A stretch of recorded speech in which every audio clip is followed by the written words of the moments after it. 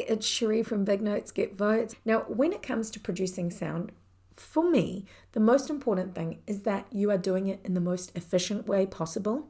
And that most definitely starts with having a healthy vocal instrument. So for me, it's vocal health first, and then secondly, making sure that you are producing sound safely and effectively. So I'm assuming that you're in great vocal health, that you are aware that your body houses your instrument, so you are mindful of neutral postural alignment to make sure that the air can move freely and create sound efficiently.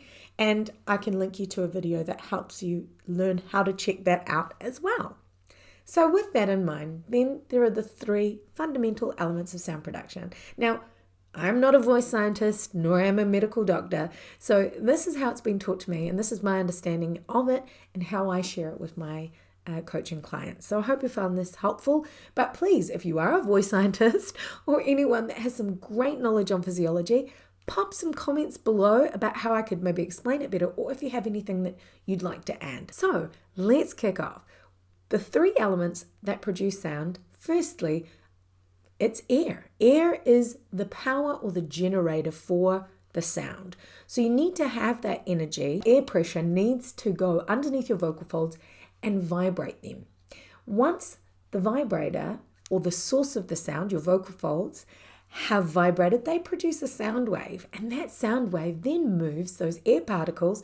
They then move into the space either above your larynx in your throat, into your oral cavity, or in your nasal passages. Now you're in charge of that by how you shape your vocal tract, which are all of those areas combined in one, and how you choose to place the sound or resonate, where you want to direct that sound energy to be able to formulate words. And your articulators, your tongue, teeth, lips, jaw, these are articulators that can help you to produce sounds or words, particularly vowels. We do sustain the sound often more on a vowel and help you to make the sounds that you want.